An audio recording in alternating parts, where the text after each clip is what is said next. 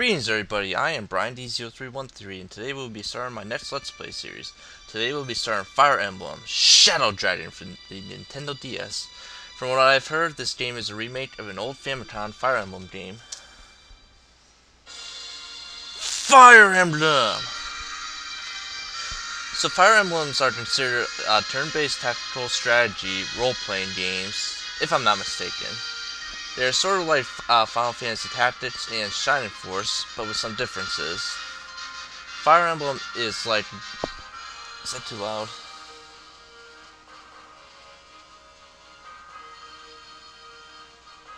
Yeah, I was just messing around with some audio. It didn't sound... my test run didn't sound like the audio was too high. Okay, so once again, so Fire Emblem is like Final Fantasy Tactics and Shining Force, but with some differences. Fire Emblem is like a game of chess where each unit has their own unique traits and strengths and weaknesses. And you can see some of the types of units right here in the opening. The player must strategically move the characters on the board in order to accomplish the objective, which usually is to kill all enemies and or seize the throne. Now, I have never heard of a Fire Emblem game until I think maybe last year, and I believe, yeah, I haven't really heard of a Fire Emblem until last year when Brysoft actually did his playthrough of the Sacred Stones for the Game Boy Advance. Thanks to Brysoft, I became hooked on the game, even though I never played Sacred Stones until just recently. So I'm still working on Sacred Stones. I'm just about to take Rennes back over, and I'm having fun.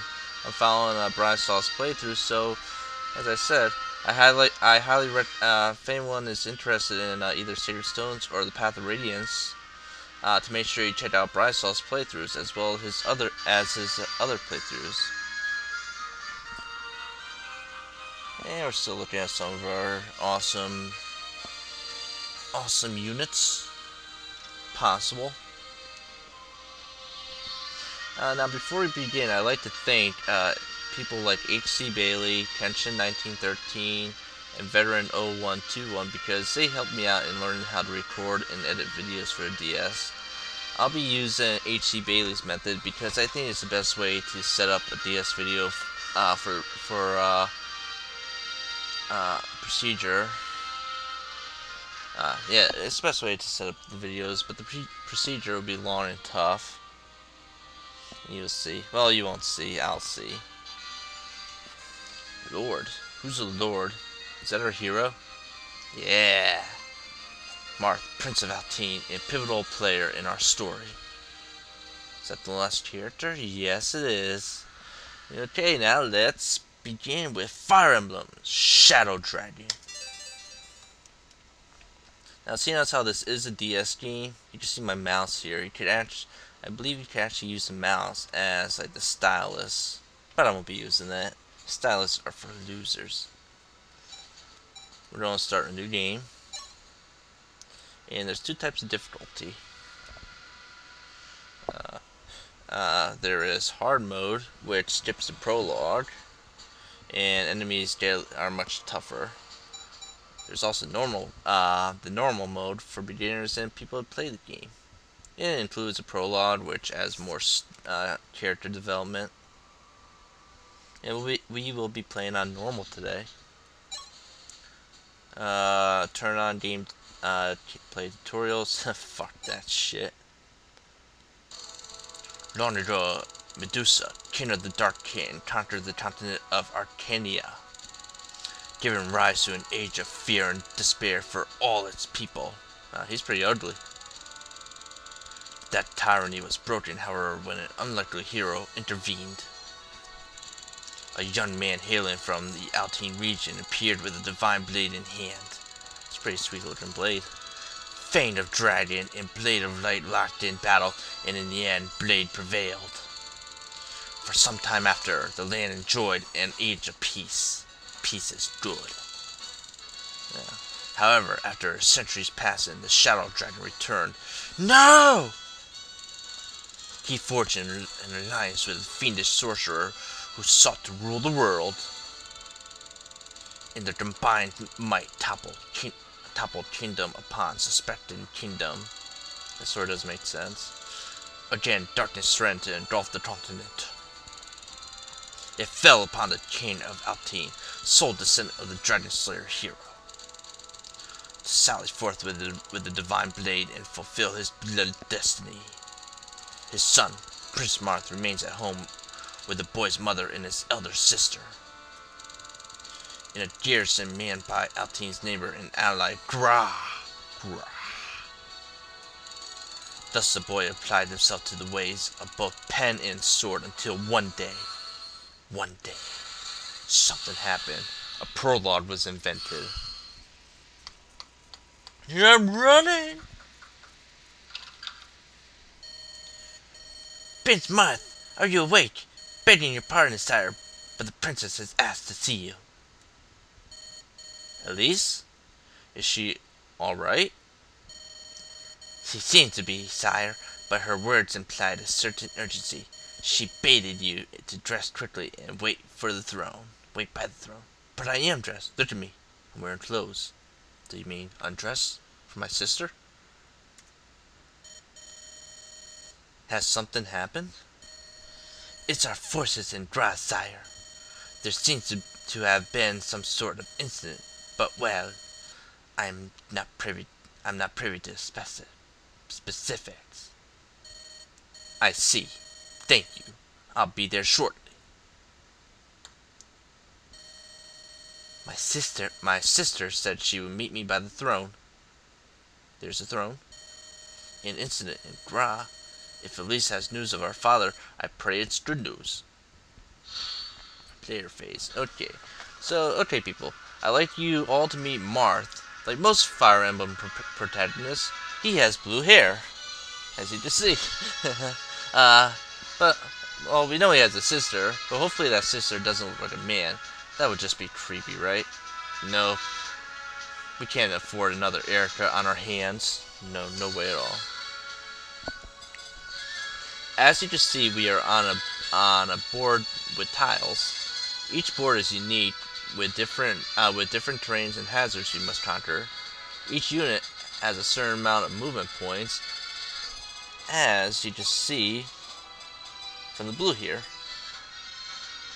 The red boxes show the furthest we can attack, so he can move all the way over here and then attack a unit right here. So just keep that in mind. So the screen on the bottom is a zoomed in version of the playing field. The top screen is for dialogue, combat, minimap, and character details. So as you see, we're on character details right now. This is our character. Since we're hovering over Marth, what happens if I'm not on Marth? Yeah, okay. So since we're hovering over Marth, we just see his stats. He's level 1, he has 18 hit points. He has a movement speed of 7, which means he'd move 1, 2, 3, 4, 5, 6, 7. Keep that in mind. He has a range of 1 with this weapon. Now if he had a different weapon, he might have a range of 2 or 3. You never know. So that means if he's standing here, he could attack here, here, to the left. Well, he can't attack to the left because there's an obstacle there. So for the most part, melee units, one ranged units can only attack in 4 cardinal directions, whereas ranged units can attack in 8 cardinal directions. Attack is his attack power. Crit is the chance of him getting a critical, which takes the damage and multiplies by 3 from right here. Hit, I think that's hit percentage. And avoid, I think that's avoid percentage. As you see at the bottom of the top screen, it says floor, defense, avoid, rest, heal. I believe what that means is, I think that applies to like special tiles. They might give them special abilities. Like if you land inside of a forest, then forest slows down movement, but it increases defense. To the left, you see strength. He has a strength of 5. He has 0 magic because he's a fighter, or he's not a mage. He cannot cast magic. His skill is 3. I don't know what that means. His speed is 7, so with higher speed allows him more chances for getting double attacks in. Luck is 7. And I think luck applies to criticals and the chance of him evading an attack. Def is defense, which is the amount of resistance he can take to physical attacks. And then res is resistance, which means his ability to defend against magical attacks. To the right of that, we see a bunch of weapons. We see the sword. So since there's a letter next to the sword, that means he can use them. If there's no letter, then that means he cannot use a weapon. So Mark can only use swords. And he can only use swords with a rating of D, which are pretty much iron swords. And he can use a rapier, which is his own special weapon. Let's see. Oh, there we go. Here's the mini-map. As you can see, we're on turn 1. We have 1 unit remaining, and there's no enemy units. That's what the red is. We just see who we've highlighted at the bottom. Mark, once again. It says he's level 1, 0 experience points. Oh, back to this screen. You see the number, the 28 over 28 and the 40 over 40? That means that's how many more attacks we get out of those weapons. Yes, weapons do get brittle and they will break. I don't think that there is an item in this game that allows you to fix them. So make sure you be careful, especially with special weapons. Back here, you can see minimap, you see how far we can move, and soon you also see how far the enemy can move as well. Let's see. Going to click here. We're just going to look at the guide quickly. I just want to see. I just want to look for the guide about the weapons. Yeah, okay. Let's see. Back to Marth over here. As you see, there are swords, lances, axes, bows, healing. No, that's not healing. That book is attack magic, and then there's the rod is the healing. When it comes to weapons, Fire Emblem uses the rock paper scissors method in order to prevent one weapon from overpowering others. The 3 cardinal weapons are, as you can see, the sword, lance, and axe. Now I kind of forgot how the triangle works with them. We'll see soon enough. And then other weapons include bow and arrow, magic, dragons, and other fun stuff. Now let's get a move on. Talk too much. We'll go over here, see what's going on over by the throne. Now what you can do is make things go faster. When a unit is moving, just hold down, I think it's the A button. I think so. So we come over here, now we can go to items, and we just switch which item we want to equip. Right now we have the rapier equipped. Since it's a special weapon, you might want to switch it off, you never know. Usually iron swords, they might have a little bit less damage, but they have a higher hit percentage compared to like better weapons, like the silver sword. Silver sword might have less hit percentage but more damage. Also, you get less uses of a silver sword, and they're more expensive. And we don't want to drop that. So let's just wait. Oh, giant red. Warrior there, Jachan, Prince Marth. Who is that? He has an axe. What? Who are you? We're soldiers of Little Prince. And if you know what's good for you, you will surrender to us without making any trouble. Surrender? But that's ridiculous. Why would I surrender to the army of an allied kingdom? Yeah? We're allies, right? We're friends, right? Meh. They don't tell you much, do they? You're just a closet prince. No matter, you had the full story soon enough. Now lay down your sword. I will not. I am the Prince of Altine. I will not yield to you or any other nation, here on my own land, under my own castle roof. Heh, you talk, big brat. Have it your way. If you won't lay down your sword, then we'll have to take your life. Enemy phase. As I said, it's turn-based, therefore we get to position our troops, and then they get to position their troops. Now, if you want to skip their movement, just press Enter. Okay, then. So we have him. These guys are Gra fighters. They have iron axes. They have movement. He has movement 6, movement 6. This guy up here has a lance. And this guy has a lance too. This guy, I believe, is their boss. See, he won't really move too far. So let's see. Now, if you click on the unit, you can see where they can move as well, what their attack range is. Now, since Martha's right here, he can't get past them because there's obstacles in the way. So that's something to keep in mind later on. You might want to put like a healer right behind him for safekeeping.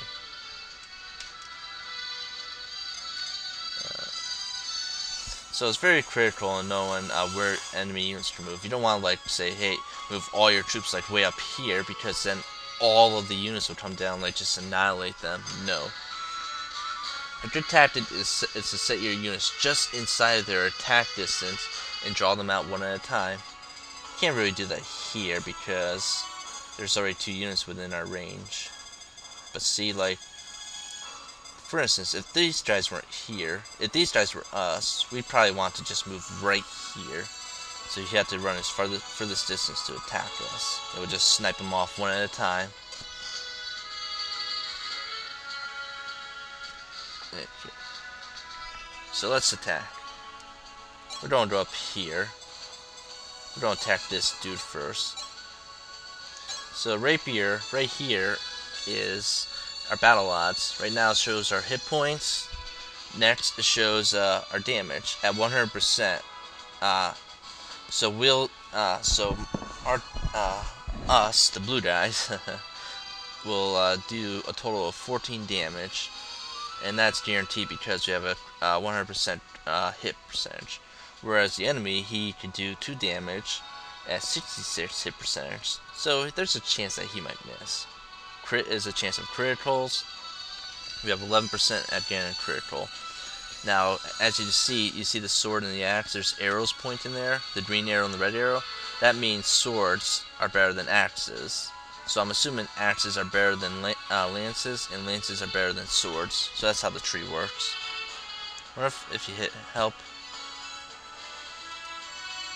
Nah. Okay, whatever. So, since both the rapier and the iron sword does the same amount of damage, we're just going to use the iron sword. We don't want to waste the rapier yet. Nah, that's not cool. Hello! Step in the face. So he got hit off on me.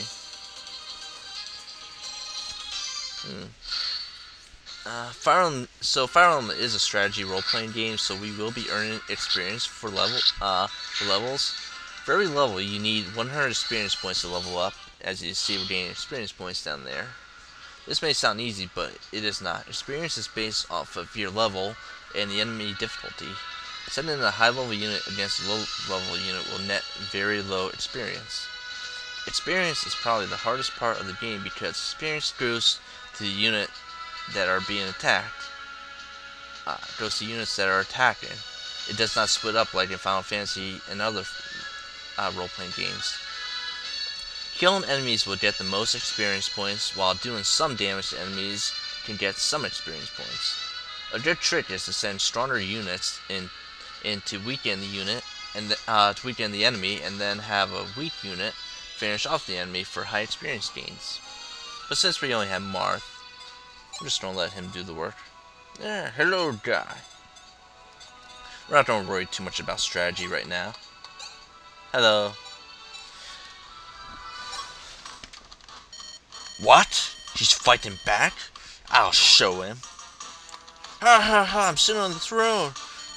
No, the throne. Because he's sitting on the throne now, I lost. Because it all made sense. I can't attack him, the throne is too powerful. I have to get rid of him before my sister arrives. And now the enemy is attacking. See, lances are better than swords. So we do a little bit less damage, and we have a less chance of critical. Or I mean, we do a little bit less damage and we have less chance of hit, only by 1%. We're taking some damage. You see where the iron sword and rapier are in the top window? You can see that there's 2 slots below that. We can also fill those up with other items, like other swords, weapons, stuff, you name it. But we don't have that yet. I thought we started off with like a healing item, but I guess not. Yes, it'd be a shame if we died. So let's finish this asshole off. Graga, you die. So it would have been good to send an axeman against him. And this is a level up. So as I said, in Fire Emblem, you level up after every 100 experience points. Now level ups are all random. You can either get all these things, like what am I saying? All these stats to level up a little bit, or 0. None of them will level up, which would be a dick move by the game. So there's some good level ups, some bad level ups, and some really horrible level ups. Right now we got more hit points, skill, speed, and luck. And now we're level 2 Lord. I don't think Mark can class change. We'll go over that later on. I think his max level is 30. So let's go kill the boss, who is using an iron lance. Now because I want to get more experience points, I'm going to use the iron sword. He has a 82% of hit, 82% chance of hitting. Let's do this. Yes. So I'm going to get some experience points. He's going to attack. Or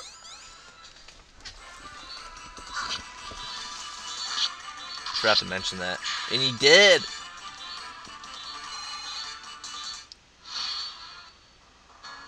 Okay, so I forgot to mention this. You see this spot here that's blinking? That is the seize point. Pretty much in every map on this game, you have to seize a point, whether it be a throne or a building. Spots like this, they will heal any unit that's standing on them. So keep that in mind. If you have to take multiple rounds to kill an enemy, just remember, they can heal here. So since he's dead, let's take our throne back. Seize. And let's move on to the next chapter. Who might that be? Elise. Is that his sister? No. No, it can't be. It can't be. She looks like a man. He's got some decent troops right there. Jeez, that's a girl? I guess that's Erica. Yeah, it is. Huh. I can't believe it. Why must all Fire Emblem female heroes, well, she's not really a hero, but she's like the sister of the hero. Why must they look like men? Oh my god, she's so freaking ugly. It's like she got beat in the face by the ugly stick. Earth, are you alright? Oh, I gotta click over here. Sister, what is happening? I am so ugly. Steady yourself, Mark. I have great news. Our father was defeated by the Dollar Crest Allied forces. That is not cool. What? No, it can't be. He was Gra. Our own ally betrayed us and struck father's army from the rear. No, I am not sure if he is safe. The scouts who returned gave conflicting reports. Father? It can't be. As we speak, soldiers sent by Gra are trying to take the castle. Mother and I were separated during the escape. I do not know where she is. Hopefully she's safe. Dot dot dot dot dot. I'm just gonna close my eyes and not care. Mark, I need you to listen to me. We must flee the castle. Go on without me. Oh wait, she said you must flee the castle. But, what about you, Elise? We gotta flee together. Were you just gonna stay here and just die? What? We've not many soldiers left. This is hard to bear, I know. The castle is lost. We must face that. I will look for Mother and join you as soon as I can. You find Jaden and get away from here. Far away. Understand? Alright, but promise you won't be long. I promise. I will just. Goodbye, Mark. May you live long. I'm just gonna stay here. Okay then, so that was Prologue 1 of Fire Emblem Shadow Dragon.